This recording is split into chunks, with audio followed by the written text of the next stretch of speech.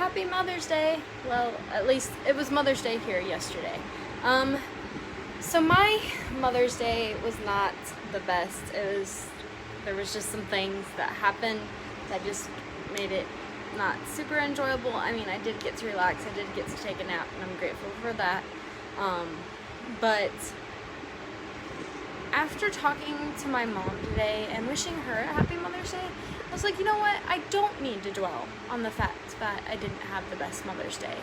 And one of the things that my mom, my sister, and my dad did after they watched church online, since we're still doing that, they went around and shared memories about the moms, grandmas, and I thought that was so special. And after talking to her, I was like, you know what, that's what I'm going to share in today's video. I believe, sharing that, talking about that will get me in a really good mood. Turn this fan off. And just thinking about the women in my life and just how they have impacted me for the better, and just some great memories. So when I was born, all my grandmothers were still living. I had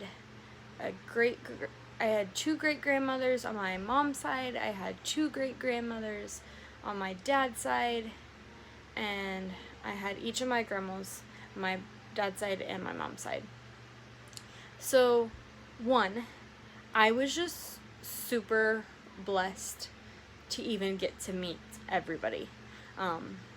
So many kids nowadays, like, they don't know their grandparents. We're not even talking about great-grandparents. They don't even know their actual grandparents. And so I was super, super blessed to get to know my great-grandparents.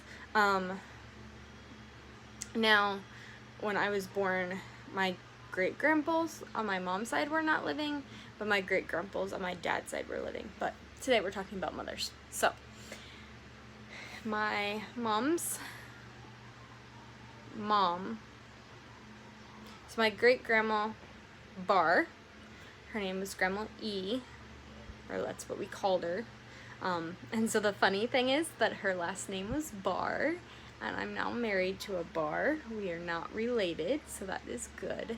But I met her in her later years in life, so she would come to different things and just sit quietly and observe, but I remember her house being very welcoming, having cookies and Coke and just simple toys here and there. She had some amazing neighbors that would come over and, would kind of just share their homes and share their lives with us. I don't really remember any stories. I remember my mom talking about her, but I'm just very thankful I got to meet her. And I also got to meet my other great-grandmother on my mom's side, and I don't know why, but she sticks out a little bit more in my mind. She was nice, but she was a little bit more adventurous. She, when she still lived in an apartment and was not in the nursing home, she liked Halloween. So she had like this spider that would come down and it would make music and noise and scared the living daylights out of me.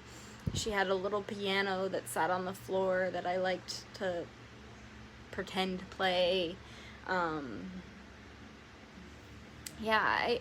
don't really remember any stories about her or anything she told me, except that she was ornery.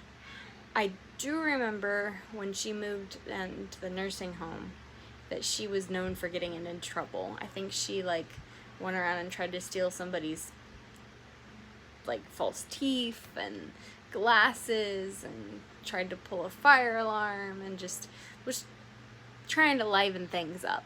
And so she was mischievous. One interesting, or I think it was kind of interesting, the day we moved my grandma E into the nursing home is the day that my grandma Johnson passed away.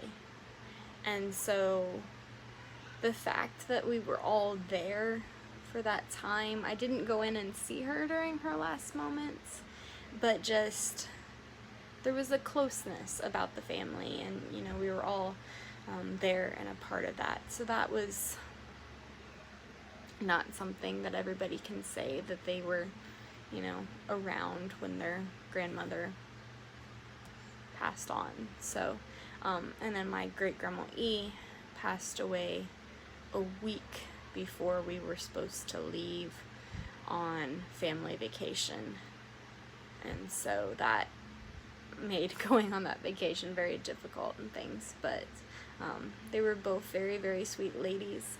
My mom's mom, my grandma on my mom's side, was ill since my mom was 12 years old. So my grandma E was like a mom to my mom, and would, you know, do the special things with like teaching her how to bake and teaching her how to cook, and was just there for, you know, advice that her dad couldn't give. And my mom spent a lot of time at her house, and so I'm very grateful that I did get to meet and somewhat know that relative. That was a great blessing in my mom's family. My grandma on my mom's side passed away when I was 3 years old.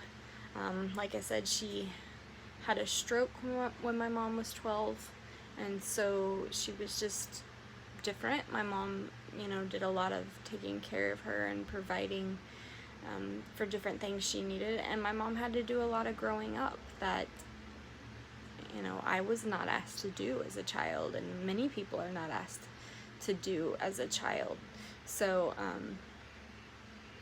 I'm grateful that I've, you know, heard stories from my mom about my grandma before she got sick, and stories from my grandpa before my grandma got sick. And my grandpa lived in the house that my grandma and grandpa lived in for a while, even after grandma passed away. So I have memories of playing there and playing with different toys and seeing my mom's old room growing up and things like that. So those are sweet memories, and I'm glad I have those.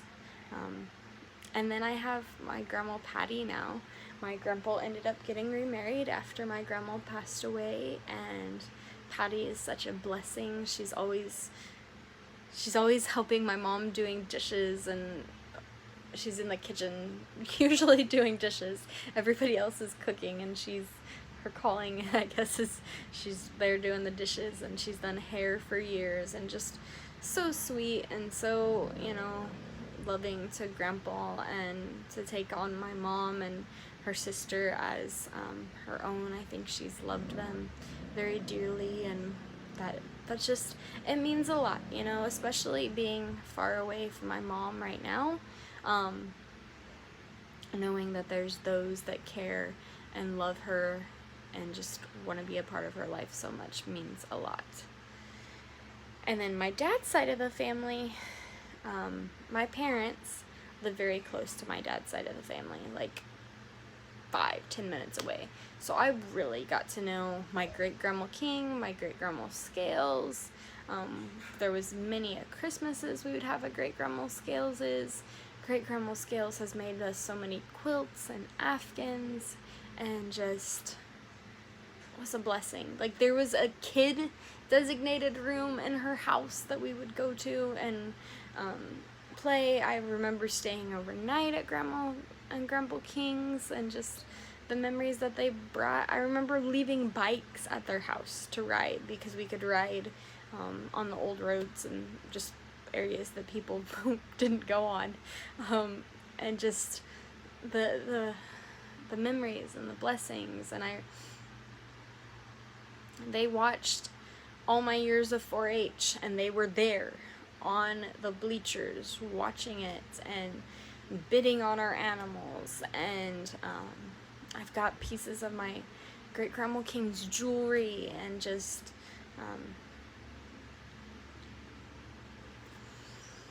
and she's the latest one that has passed away and went to be with the Lord. She knew that Thomas liked balloons, and so one of the last times that we came here, she made sure our suitcase had 3 or 4 packs of balloons. And just, she was just so sweet. I know her and Grandpa struggled with Dan and I making the choice to come serve overseas and to live here, and I know that was super hard on her, along with other people in the family, but I still believe that they believed in what we were doing. They would send us money and say, don't put this towards your ministry, don't put this towards what you're doing, put this towards you. Do something special for yourselves. And I thought that was so special. My grandma and Grandpa King never really went on vacations. They called what they did going on a vacation, but there was always something connected to the farm. There was always something connected to what they were doing. There was always a purpose. They never wasted a moment. And even in her later years, as she spent more and more time in a chair, and wasn't out and about doing, she was still doing with her hands. She crocheted as long as she possibly could, and then she was making quilts as long as she possibly could. When she passed away, there was a quilt that she had laid out and that my grandma had pinned for her, and so I think my grandma ended up finishing it or sending it off somewhere to get finished. And so she was a worker and a doer, and on the days where I'm like, oh, I just don't have the energy to do anything, I try to think of her and just how she served and how she did and how she worked really, really hard. And it's just been a blessing to so many. And so I hope that I can at least be half the blessing that she's been. Her and Grandpa, they've served and done so much. It's been really hard to see their spot at church when we go back and visit, to see it empty, because they always sat in the same spot. I grew up a Baptist. So, and then there is Great Grandma Scales, and Great Grandma Scales is still alive, and super sweet, always willing to serve and to do. She also has toys at her house that we've played with for years, that Thomas still plays with when he goes over there. She's been open about her faith and just different things that have happened in the past. She's been willing to partner with us. She's bought a lot of bread off of us and different things, and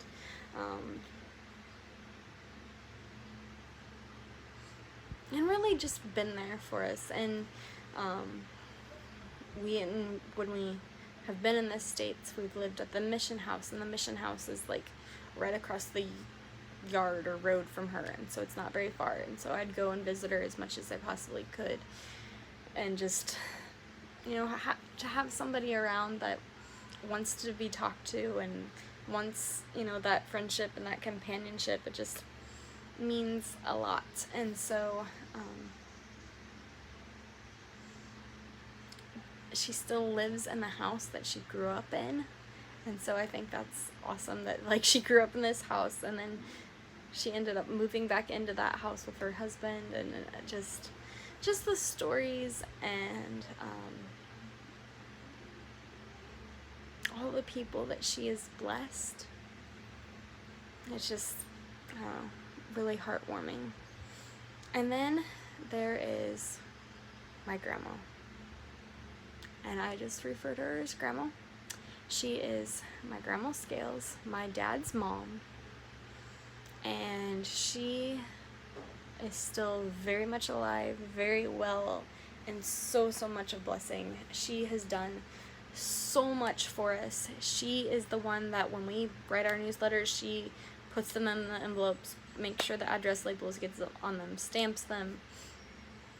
She has been dedicated to playing at church for years and years and years. I don't remember her not playing ever. Like, maybe if she went on a trip, she wouldn't play that Sunday, but you go to the piano and there's her nail polish on the keys. And just, one, she's a blessing. Two, she's super fashionable, something that I'll never be. And just very humble, very, very basic, never asked for anything super fancy or super, you know, she's never spent a lot of money on herself. Her and Grandpa have only been on a few trips, and that's just happened in the last few years, and because the blessing has worked out that the Lord has provided in that way. She worked really, really hard in the office and then retired a few years back. And then since then has been taking care of her mom. And then when her mom passed away, she turned around and is taking care of her grandpa's mom and just serving at the farm and then going and helping my dad in the office and helping my aunt in her kindergarten room and just doing this, doing that. Like, they are doers. And that I think they'll be that way until the Lord calls them home. And so I talk to her at least once a week, if not more. She has been such a great blessing through this hard time of just being, with everything shutting down and not being able to go anywhere and do anything. I've been really, really homesick. And yes, I consider Indiana will always be home, at least to me. And so she has said, you know, call me. Doesn't matter what time of day, doesn't matter what's going on, just call me if you need to call me and need to talk to me. And so that's just been a blessing to have her there for that. And just, I know she has blessed so many other people. She's been through so many hard things. Her son passed away when he was 18, and there's just, and then, you know, to lose both of her parents, but she's been such a super, super strong and loving, caring woman, and she's definitely one that I think about, you know, each time when I'm wondering, okay, Lord, are you calling us to do something else? If you are, please, you know, make it close to my grandma's house, because I really miss her. But that's my grandma Scales. And then the next lady I want to talk about is my mother-in-law. I love Susanna dearly. I don't really call her mom. I don't know. It's hard not to just only give that title to my mom. Susanna has been such a blessing. She welcomed me into her home like soon after Dan and I started dating. And so I have known her for 15 years, something like that. It's been a really long time. And just, she's been willing to share their stories and, you know, share about things that might be hard or challenging. She's been willing to open up about, you know, how her family has served in missions, and her stories were a lot of what got me excited about what we were doing and made me want to come overseas and become a missionary and to teach missionary kids. And she makes the most amazing afghans. She like double crochets them, and they're just so warm and so thick and so wonderful. And she's always had her door open. There has never been a time where she has sat there and said, no, you can't come over, no, you can't be here, no, you're not welcome. Like, that is not who she is. She's always had an open home. She's always had an open door. After all the kids moved out of the house, you know, she was still welcoming people in and serving people and being there for them. And I know that takes a lot for anybody, but she's also had to overcome other challenges. And so to always have an open door policy and be willing to do anything and everything for anybody and still deal with those challenges is hard. She's helped us have yard sales before and helped us to get into churches that we thought we would never be able to share at. Just, there's so many different ways that she's been a blessing. And the thing that I'm the most grateful for is the way that she raised Daniel.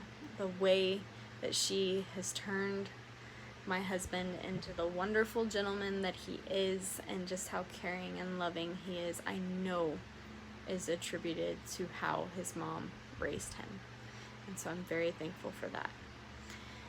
The last person I want to talk about is my mom. I love my mom to death. Each time I leave my mom at the airport, I leave in tears. And it's hard to be away from her. It's hard. Our personalities are so much alike. A lot of times it's hard, like if we're in the same proximity for too long, but it's also just very hard to be apart from each other. She's so good at giving the advice that I need when I need it. She's so good, you know, just to hear me out when I want to cry. They've been there. Mom, Dad, they've been there for us financially when we've needed it.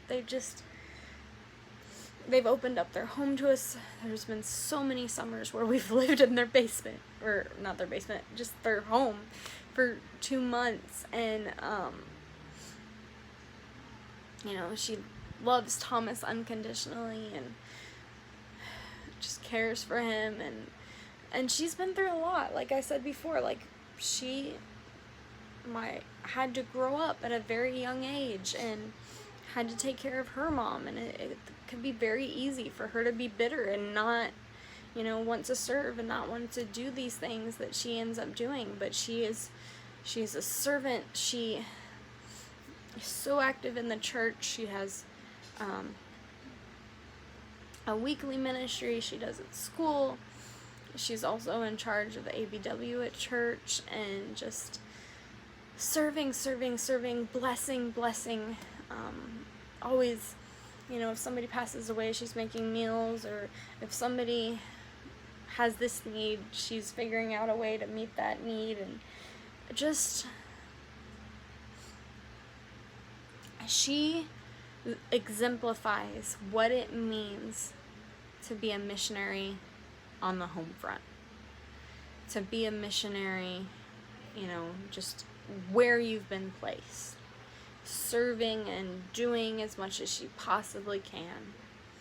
And it means a lot. And she's supported us kids in things that she, you know, didn't fully understand, or probably scared her at times. There's different things that we've done in 4-H that she's there every day you show, all day long. She's there. She's bringing drinks, she's bringing snacks, she's bringing sandwiches, she's there, she's serving, she's doing, she's loving. And it means so much. And she's been there for me through all my years of surgeries and casting and braces and therapy and everything.